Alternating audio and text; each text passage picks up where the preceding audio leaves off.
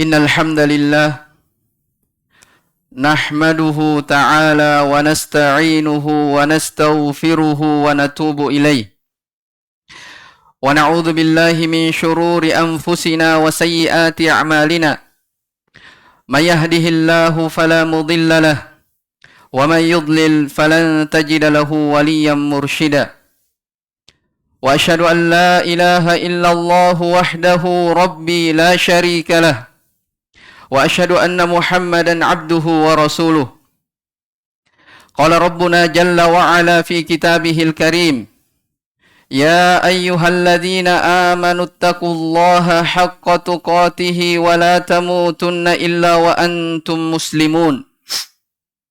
Ya ayyuhan nasu taqu rabbakumul ladzi khalaqakum min nafsin wahidah wa khalaqa minha zawjaha وبث منهما رجالا كثيرا ونساء واتقوا الله الذي تساءلون به والأرحام إن الله كان عليكم رقيبا يا أيها الذين آمنوا اتقوا الله وقولوا قولا سديدا يصلح لكم أعمالكم ويغفر لكم ذنوبكم ومن يطع الله ورسوله فقد فاز فوزا عظيما أما بعد فإن أصدق الحديث كلام الله عز وجل وخير الهدي هدي نبينا محمد بن عبد الله صلى الله عليه وسلم وشر الأمور محدثاتها فإن كل محدثة بدعة وكل بدعة ضلالة wa kullu dhalalatin finnar. Ma'asyiral muslimin, jamaah Jumat rahimani wa rahimakumullah. Alhamdulillah, kita memuji dan membesarkan Allah Subhanahu wa taala, di mana Allah Subhanahu wa taala tak henti-hentinya memberikan kepada kita nikmat demi nikmatnya, sehingga di hari ini, di hari yang berbahagia ini, di hari Jumat, Allah Subhanahu wa taala masih memberikan kepada kita nikmat-nikmatnya yang sangat banyak. Salawat dan taslim kepada junjungan Nabiullah Muhammad sallallahu alaihi wa ala alihi wasallam, Nabi yang diutus oleh Allah Subhanahu wa taala di atas permukaan bumi ini sebagai qudwatan hasanah, contoh suri tauladan yang baik untuk kita semua. Laqad kana lakum fi Rasulillahi uswatun hasanah. Sungguh pada diri nabinya terdapat uswatun hasanah, contoh yang baik untuk kalian. Ma'asyiral muslimin, jamaah Jumat rahimani wa rahimakumullah. Di dalam Al-Qur'an Allah Subhanahu wa taala berfirman, وَلَقَدْ يَسَّرْنَا الْقُرْآنَ لِلذِّكْرِ فَهَلْ مِن مُدَّكِرٍ. Dan sungguh kami telah mudahkan Al-Quran itu, maka untuk sebagai peringatan, sungguh kami telah mudahkan Al-Quran sebagai zikir. فَهَلْ مِن مُدَّكِرٍ. Maka adakah orang-orang yang ingin mengambil pelajaran? Dan kepada nabinya Allah Subhanahu wa taala perintahkan, kitabun anzalnahu ilaika mubarakun liyadabbaru ayatihi wa liyatadzakkara ulul albab. Kitab Al-Quran itu kami turunkan kepadamu wahai Muhammad, liyadabbaru ayatihi, supaya mereka, yaitu umatmu, mentadabburi dari ayat-ayatnya, waliyatadzakkara ulul albab, dan menjadi peringatan bagi orang-orang yang memiliki hati yang bersih. Tujuan dan hikmah diturunkannya Al-Quran supaya umat manusia merenungi, mentadabburi, dan mengambil pelajaran di dalamnya. Bukan sekedar dibaca, bukan sekedar dilihat, tetapi yang menjadi tujuan adalah supaya manusia itu mengambil renungan dan pelajaran terhadap apa yang terkandung di dalam Al-Quran. Ma'asyiral muslimin, jamaah Jumat rahimani wa rahimakumullah. Sebuah ayat di dalam Al-Quran yang mungkin menjadi renungan di hari ini, ayat di surah Al-Qasas. Allah Subhanahu wa taala berfirman, "Tilka ad-darul akhirah naj'aluha lil ladzina la yuriduna 'uluwan fil ardi wala fasada wal 'aqibatu lil muttaqin. Faman jaa'a bil hasanati falahu khairum minha wa man jaa'a bis sayyi'ati fala yujzal ladzina 'amilus sayyi'ati illa ma kanu ya'malun." Kata Allah Subhanahu wa taala, itulah negeri akhirat, itulah kampung akhirat yang kami peruntukkan bagi orang-orang yang tidak menghendaki kesombongan di atas muka bumi, bagi orang-orang yang tidak berbuat kerusakan di atas muka bumi. Wal aqibatu lil muttaqin, dan akibat yang terbaik adalah bagi orang-orang yang bertakwa. Maka siapa yang datang menghadap kepada Allah Subhanahu wa taala dengan melakukan amalan-amalan kebajikan, maka Allah akan beri kepadanya yang lebih baik dari apa yang dia kerjakan. Sebaliknya, siapa yang melakukan dosa dan maksiat, siapa yang melakukan beramal kejelekan-kejelekan, kedurhakaan kepada Allah Subhanahu wa taala, maka Allah tidak akan membalas kecuali sesuai dengan perbuatan mereka. Ma'asyiral muslimin, jamaah Jumat rahimani wa rahimakumullah. Di dalam dua ayat ini ada dua hal yang Allah Subhanahu wa taala sebutkan.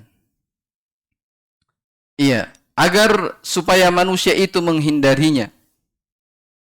Allah menyebutkan bahwa negeri akhirat itu hanya diperuntukkan bagi orang-orang yang tidak menghendaki kesombongan di atas muka bumi ini. At-takabbur, kesombongan, adalah sebuah penyakit yang amat berbahaya bagi hati manusia. Kesombongan adalah penyakit yang sangat berbahaya bagi manusia. Dan kata Nabi sallallahu alaihi wa ala alihi wasallam, beliau menyebutkan tentang definisi kesombongan adalah al-kibriya'u batarul haqq wa ghamtun nas. Kesombongan itu adalah menolak kebenaran. Iya.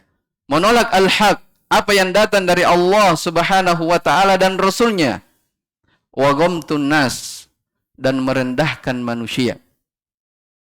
Jadi kalau ada orang yang bertanya tentang definisi kesombongan, maka Nabi sallallahu alaihi wasallam menyebutkan dua hal, bahwa yang namanya penyakit takabbur, penyakit kesombongan, wujub, itu adalah menolak kebenaran yang datang dari Allah dan Rasulnya, serta merendahkan orang lain. Ma'asyiral muslimin, jamaah Jumat rahimani wa rahimakumullah. Penyakit kesombongan adalah sebuah penyakit yang amat berbahaya. Kalau kita renungi dan kita tadabburi ayat-ayat Al-Quran tentang kisah orang-orang terdahulu yang dibinasakan oleh Allah Subhanahu wa taala, sebenarnya penyebab utama mereka dibinasakan dan dihancurkan oleh Allah Subhanahu wa taala karena sebuah penyakit ketakabburan yang bercokol di dalam hatinya. Perhatikan dari iblis laknatullah alaih. Awalnya mereka berada di dalam surga Allah Subhanahu wa taala. Ketika Allah Subhanahu wa taala menciptakan Adam, ayah kita, iblis pun diperintah untuk bersujud kepada Adam. Tapi dia tidak mau bersujud. Maka Allah Subhanahu wa taala bertanya kepadanya, "Ma mana'aka an tasjuda lima khalaqtu biyadai?" Apa yang menghalangimu? Kenapa kamu tidak mau bersujud terhadap apa yang saya ciptakan dengan tanganku? Apa jawabannya? qala ana khairum min khalaqtani min nar wa khalaqtahu min tin. Saya lebih baik daripada Adam. Engkau ciptakan saya dari api, sementara Adam kamu ciptakan dari tanah. Maka Allah Subhanahu wa taala berfirman, qala ukhruj minha fama yakunu laka an tatakabbara fiha fakhruj innaka minas sagirin. Kata Allah Subhanahu wa taala, turunlah kamu di surga, keluarlah. Karena surga itu tidak ditempatkan, tidak pantas bagi orang-orang yang menyombongkan diri. Penyakit kesombongan adalah penyakit yang menyebabkan iblis laknatullah alaih dikeluarkan dari surga Allah Subhanahu wa taala.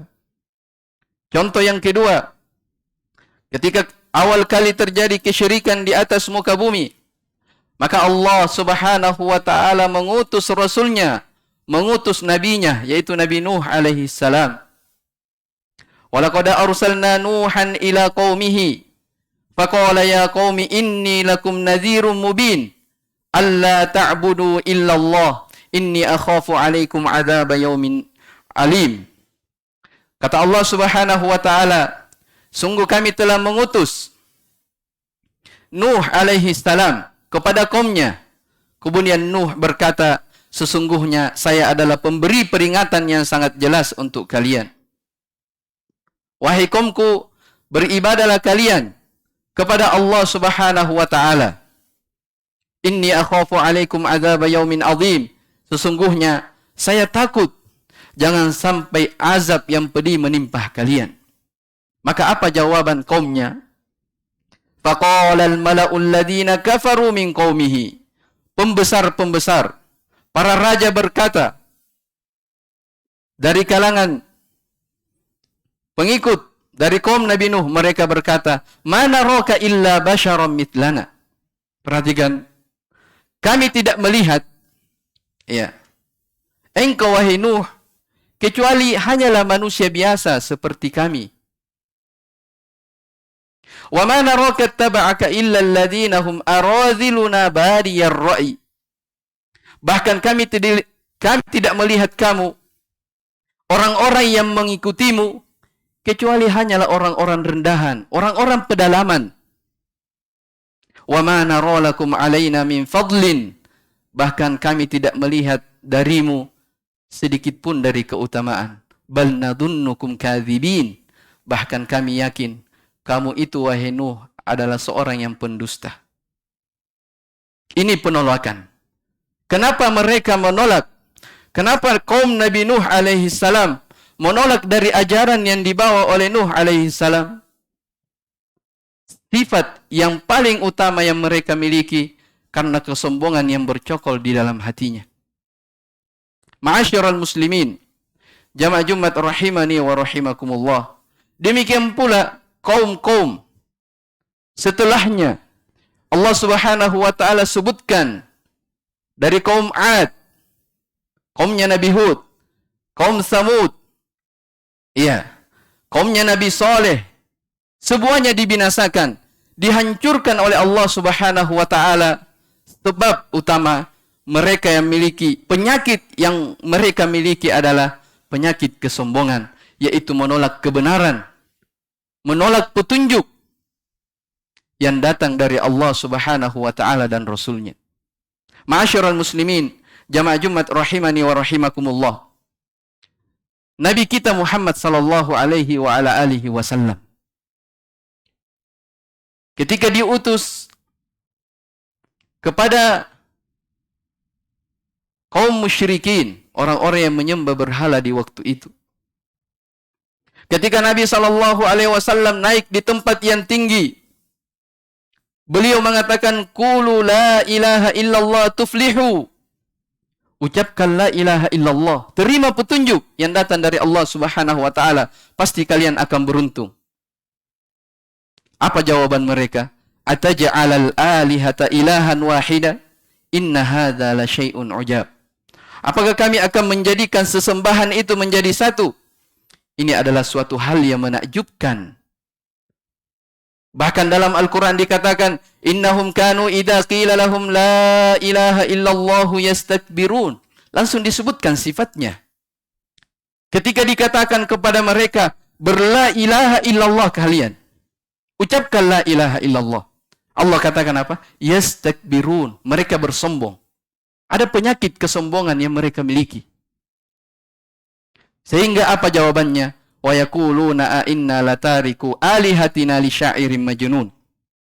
Apakah kami harus meninggalkan sesembahan-sesembahan kami disebabkan karena seorang penyair yang gila? Maksudnya Nabi sallallahu alaihi wasallam. Ma'asyiral muslimin, jamaah Jumat rahimani wa rahimakumullah. Maka penyakit kesombongan ini adalah penyakit yang sangat berbahaya bagi manusia. Siapa yang ada sifat ketakabburan yang bercokol di dalam hatinya, dalam artian dia tidak menerima, dia menolak dari petunjuk yang datang dari Allah Subhanahu wa taala dan Rasulnya, maka itulah hakikat dari kesombongan. Tilkad darul akhirah naj'aluha lil ladina la yuriduna 'uluwan fil ardi wala fasada. Itulah negeri akhirat. Kami jadikan bagi orang-orang yang tidak menghendaki kesombongan di atas muka bumi, wala fasada. Demikian pula dijadikan negeri akhirat itu bagi orang-orang yang tidak menghendaki atau tidak berbuat kerusakan di atas muka bumi. Apa maksudnya berbuat kerusakan di atas muka bumi dalam ayat ini? Iya. Padahal Allah Subhanahu wa taala berfirman di dalam Al-Qur'an, "Wala tufsidu fil ardi ba'da islahiha." Ya. Janganlah kalian berbuat kerusakan di atas permukaan bumi ini setelah Allah Subhanahu wa taala memperbaiki dari keadaan bumi. Sebagian ulama tafsir menyebutkan bahwa jangan berbuat kerusakan di atas muka bumi ini, maksudnya jangan berbuat dosa dan maksiat yang dengannya bumi itu bisa hancur dan rusak. Iya, jangan berbuat dosa dan maksiat. Kita ini adalah hamba. Kita ini dicipta oleh Allah Subhanahu wa taala. Namanya yang dicipta, ada yang menciptakan. Maka kita punya kewajiban-kewajiban kepada Allah Subhanahu wa taala. Iya, jangan kita langgar dari larangan-larangan Allah Subhanahu wa taala. Perintah-perintah dalam Al-Qur'an sangat jelas. Larangan-larangan Allah pun sangat jelas. Maka ingatlah dari batasan-batasan Allah Subhanahu wa taala. Tilka hududullahi fala ta'taduha. Itulah batasan-batasan Allah Subhanahu wa taala, maka janganlah kalian melampaui batas di dalamnya. Aqulu ma tasma'un wa astaghfirullaha li wa lakum wa lisairil muslimina min kulli dhanb innahu huwal ghafurur rahim.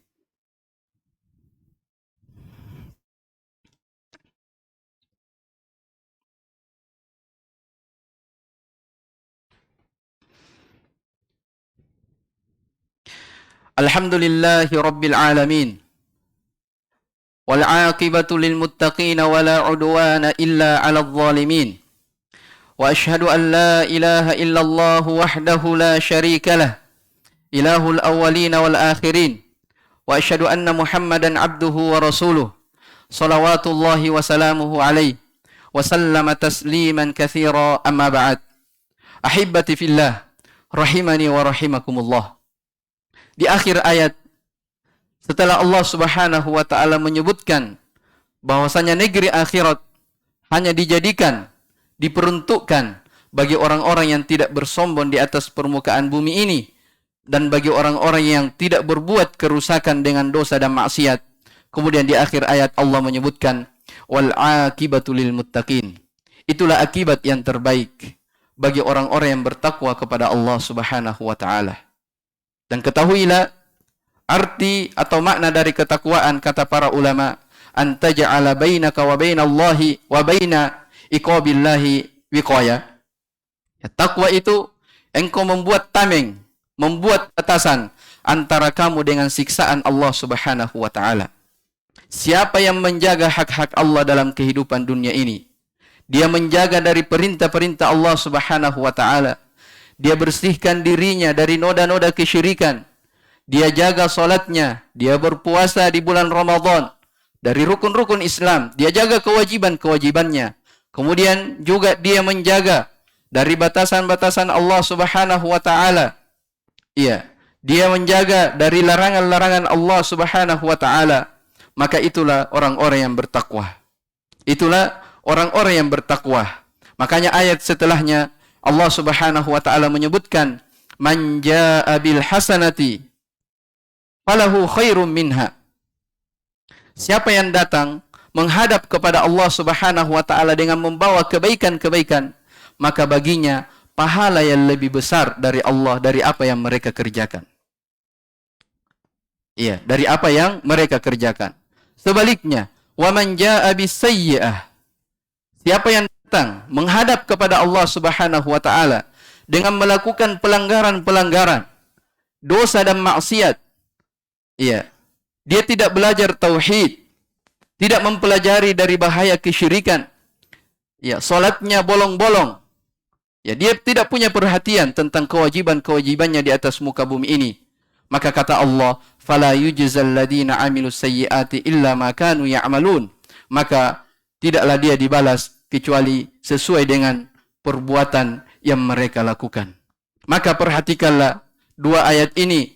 Ayat di surah Al-Qasas, iya, menjelaskan kepada kita bahwa kita di dunia ini adalah tempat beramal. Ada batasan-batasan Allah Subhanahu wa taala. Ya, ada hak-hak yang perlu kita tunaikan kepada Allah Subhanahu wa taala.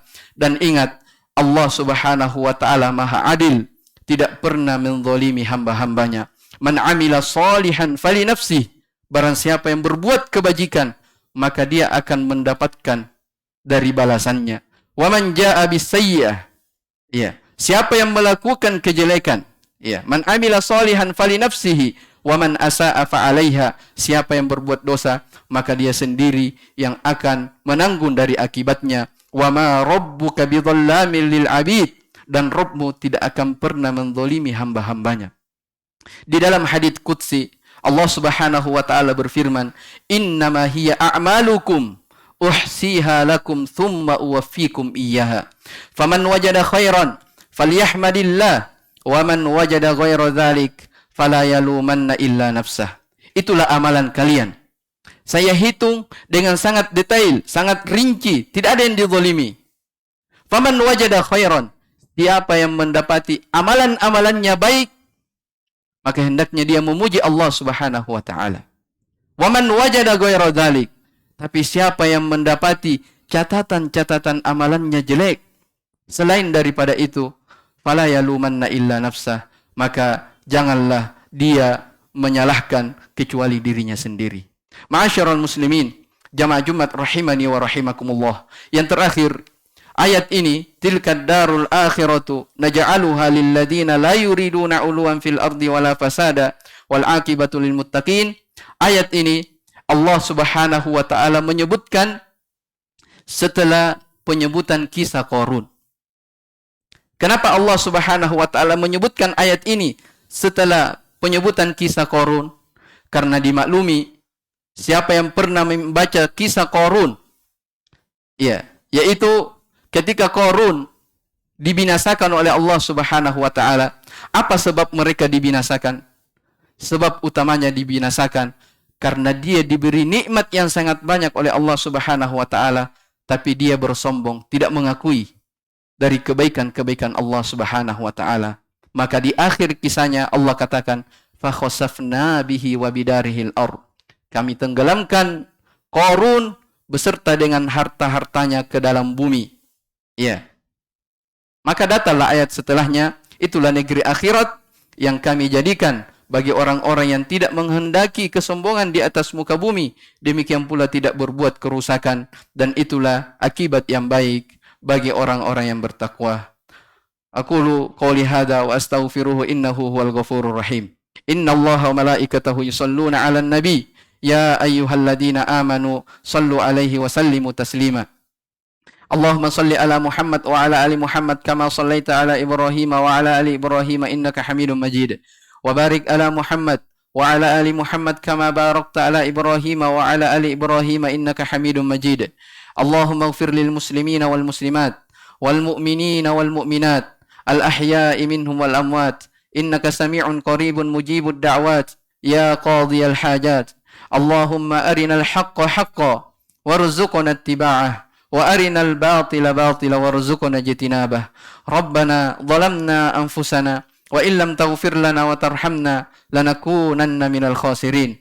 Rabbana hab lana min azwajina wa dhurriyyatina qurrata a'yun waj'alna lil muttaqina imama. Rabbana atina fid dunya hasanah wa fil akhirati hasanah wa qina adzaban nar.